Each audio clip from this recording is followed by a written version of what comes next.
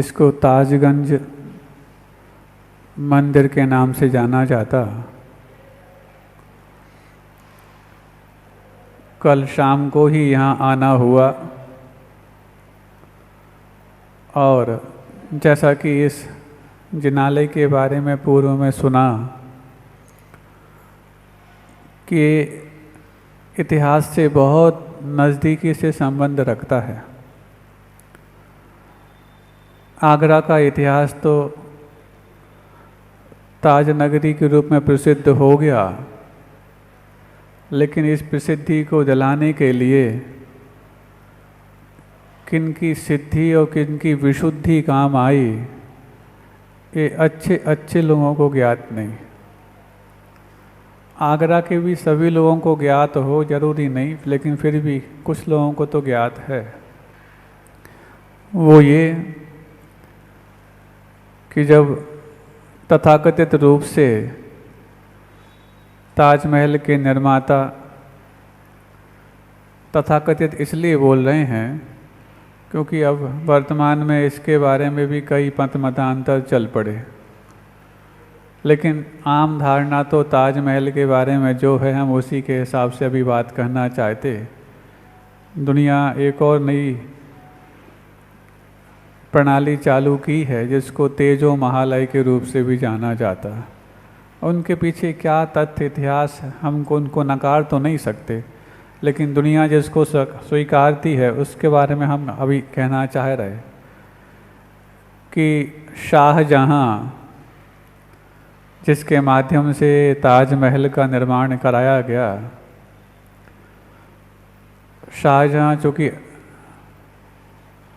जहांगीर का बेटा जहाँ तक माना जाता,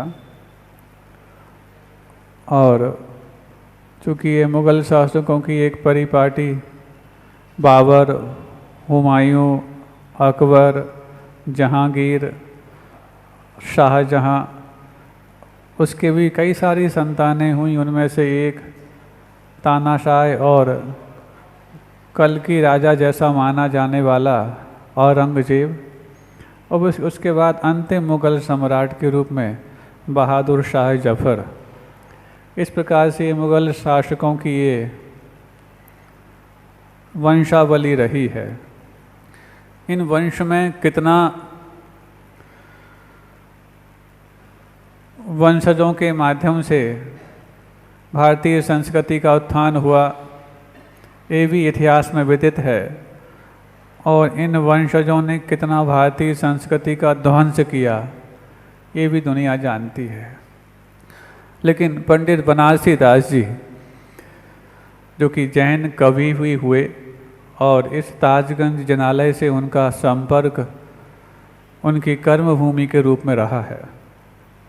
यूँ तो वो जौनपुर ज़िले के रहने वाले उत्तर प्रदेश के, लेकिन उन्होंने अर्थोपार्जन की दृष्टि से अथवा किसी और भी कारण रहे होंगे, आगरा के इस ताजगंज जिनालय के लिए अपना कर्मभूमि नियत किया। और नाटक समय-सार ग्रंथ की रचना यहाँ पर उन्होंने की।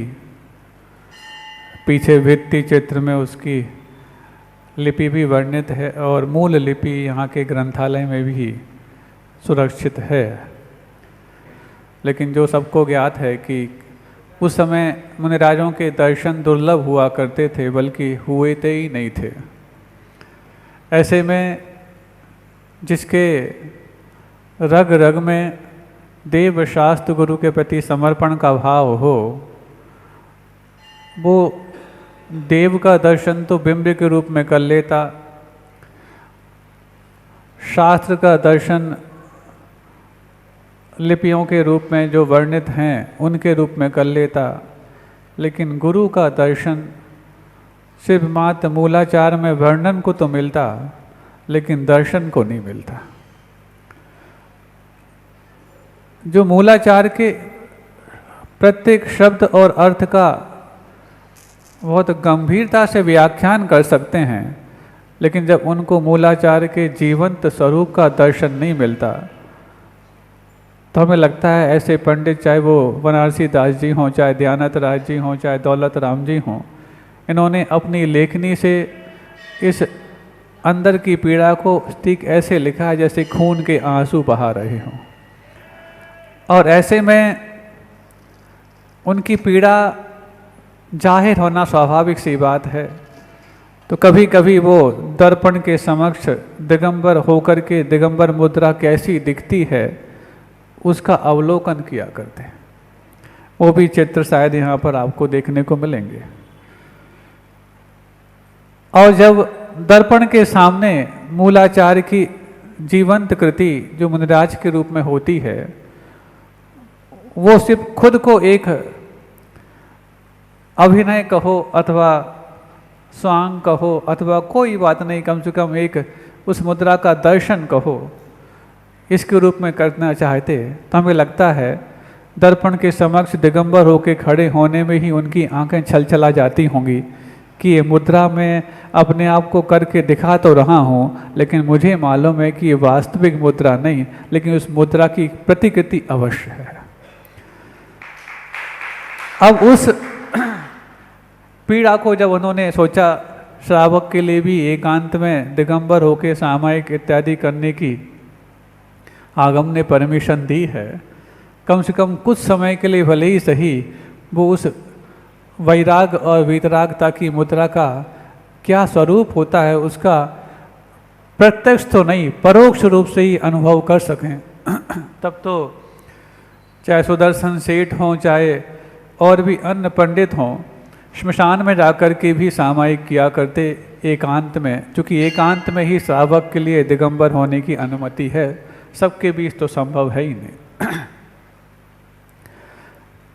लेकिन जब वो अनुभूति करना चाहते और अनुभूति करने के दौरान जब उनके लिए जो कटु अनुभव हुआ, उस कटु अनुभव को भी उन्होंने अपनी उन लेखनी से खुद के ऊपर व्यंग करते हुए लिखा, जो सभी को ज्ञात है कि करनी को तो रस मिट्यो, आयो ना निज को स्वाद, और भई बनारस की दशा जैसे ऊंट को पाद।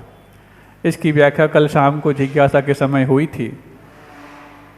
एक और चीज कि शाहजहां ने चूंकि पंडित बनारसी दास जी के लिए अपने रत्नों में से एक रत्न माना था, अकबर के दरबार में भी 9 रत्न थे, बीरबल इत्यादि। बनारसी दास जी भी चूंकि शाहजहां के दरबार में किस पद पर थे, किसी सिपे सलार के रूप में, हाँ सिपे दरबारी के रूप में या सिपे सलार जिस भी रूप में थे, तो काफ़ी आदर जिन शासन के प्रति शाहजहां को हो गया था। उसी आदर का परिणाम ये कि उसी समय ताजमहल का निर्माण हो रहा था और उसी समय अथवा उसके पहले इस जिनालय का निर्माण हो चुका था। और जब पार्श्वनाथ भगवान जो यहाँ पर सामने मुख्य मूल नायक के रूप में विराजमान हैं, बनारसी दास जी से शाहजहां ने कहा कि भगवान को विराजमान ऐसे करना जैसे भगवान की दृष्टि ताजमहल की गुंबद की ओर ही निहार रही हो। और ये शाहजहां का जिन शासन के प्रति आदर का परिचय ही है, और आदर का परिचय किसी धर्म के प्रति तभी होता है जब धार्मिक आचरणवान होता है। न धर्मो धार्मिक बिना, कभी भी धर्म धार्मिक के बगैर नहीं होता। धार्मिक चाहे वो साधु के रूप में हो, चाहे वो श्रावक के रूप में हो, लेकिन अपने आचरण को उन्नति देता है तो उस धार्मिक के कारण धर्म के प्रति आदर भाव किसी विधर्मी का भी हो सकता है, जिसका परिचय आपने इस दृष्टांत में देखने को पाया। और जब प्रभु की दृष्टि सामने ही 100 मीटर दूर लगभग ताजमहल है, यहाँ से उस ताजमहल की गुंबद पर पड़ती है, हमें लगता है भारतवर्ष में कई सारे ऐसे ऐतिहासिक धरोहर और उदाहरण होंगे जो इससे भी प्राचीन होंगे।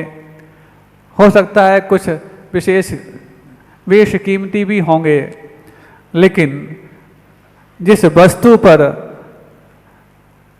प्रभु और गुरु की दृष्टि पड़ जाती है उसको ऐतिहासिक तो छोटी बात है, अंतर्राष्ट्रीय बनाने से भी कोई नहीं रोक सकता।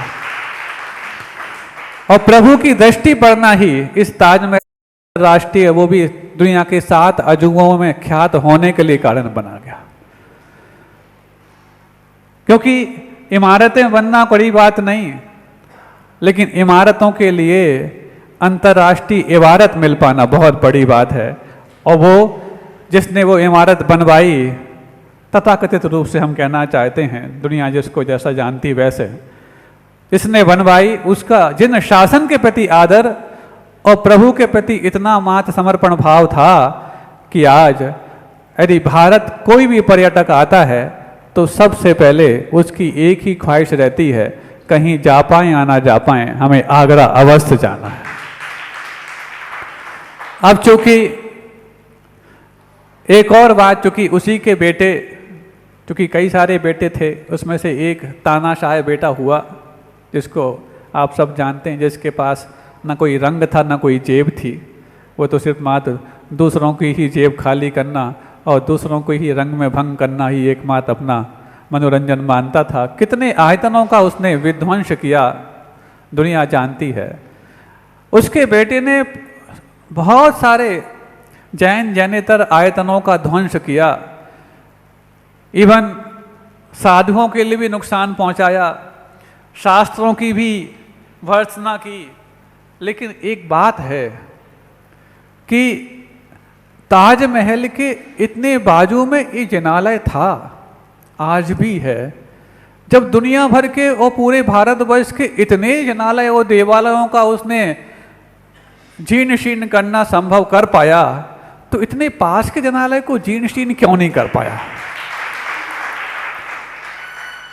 जिस महल से ये मंदिर बिल्कुल नजदीक का और प्राचीन जिनालय, और उसमें भी ताजमहल के जस्ट बाजू में, क्योंकि ताजमहल के लिए तो दुनिया जानती है, लेकिन इसके कारण किसी दूसरे आसपास कोई ऐसे अन्य धर्म के या अन्य संप्रदाय के कोई आयतन नहीं होने चाहिए, ये तो उसके दिमाग में आया होगा। हमें लगता है दिमाग में भले ही आए, तुम्हारा भेजा कितना भी हो, लेकिन जिन्होंने अपना आशीर्वाद भी वहाँ तक भेजा है, उसके भेजे में इसको भंजन करने का भाव कभी नहीं आ सकता। ये जिन शासन की अनुपम महिमा है। कल शाम को ही जब यहाँ पर हमारा आना हुआ, कल सुबह राहुल विहार, फिर शाम को यहाँ पर ताजगंज के जिनालय, चातुर्मास के उपरांत भ्रमण अभी चल ही रहा है। चातुर्मास के पूर्व भी हो गए थे, अभी अभी सुबह सुबह 2-3 जिनालय और ताजगंज के जो बाजू में हैं वहाँ भी दर्शन करके आए। लेकिन मुख्य जिनालय तो ये जिसके बारे में हम अभी कह रहे हैं। कल शाम को जब यहाँ पर आए, शाम को बैठे थे छत पर ही इसी जिनालय के प्रतिक्रमण करने के उद्देश्य को लेकर के, लेकिन उस समय एक बात आई, महाराज सुबह सुबह जंगल इत्यादि के लिए वहीं से जाना है। कहाँ से जाना है? जहाँ से भगवान की दृष्टि जिस पे पड़ी है वो इमारत बनी है वहाँ, यानी कि ताजमहल। अब ताजमहल के बाजू से जाना है, और इन लोग का तो बहाना है कि महाराज ताजमहल के बाजू से जाएं तो ताजमहल की एक बार दृष्टि तो कराएं। तो चूँकि बाजू में वही दीवार वहीं से लगी है और 100 मीटर तो दूरी यहीं से है ही। ठीक है, सुबह सुबह से ये लोग आ गए, यहाँ के दृष्टि लोग भी आ गए, और बाहर से भी नीरज जी वगैरह जिनवाणी वाले वो सब भी आए। महाराज एक बार देख तो लें। पहले तो हमने सोचा देखा जाए कि ना देखा जाए, फिर 2-3 चीज़ें सामने आई दिमाग में, क्योंकि आप लोग के मन में भी बहुत सारे प्रश्न उठ सकते हैं, उठते रहते हैं कि साधु के लिए ऐसी जगह जाने की क्या आवश्यकता। सबसे पहले हम इसी प्रश्न का उत्तर दें ताकि तुम्हारे दिमाग की जो कुलबुली है वो ठीक हो जाए। उसके बाद तो जो हमें कहना अपने आप कहें। दुनिया उसको भले ही राग की इमारत के रूप में जानती हो, लेकिन बताओ साधु जब भी अपनी साधना को अथवा अपने जीवन में सबसे ज़्यादा यदि किसी वैराग्यप्रद स्थान को जीवन में और जिहन में अंजाम पाते हैं तो किसको? हमें लगता है वैराग का सबसे ज़्यादा यदि कोई दृश्य देखने को मिलता है तो शमशान में ही देखने को मिलता, तो शमशान का ही दूसरा रूप कब्रिस्तान होता, आप समझ सकते हैं।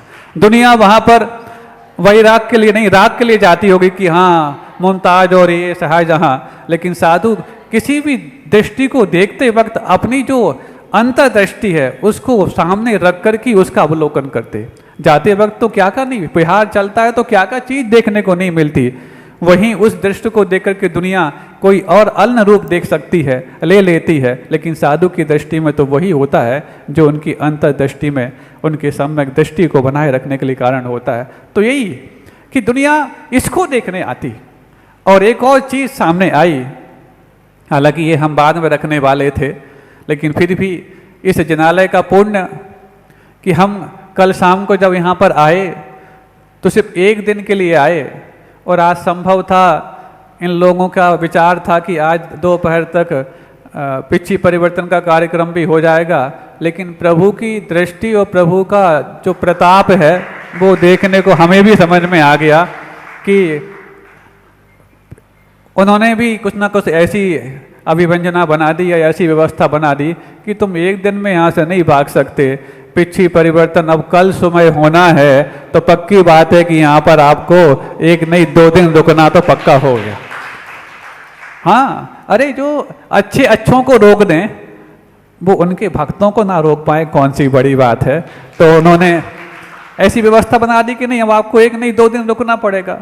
तो हम बात कर रहे थे, जब वहाँ पर देखा तो किसी एक व्यक्ति ने कहा, बोले महाराज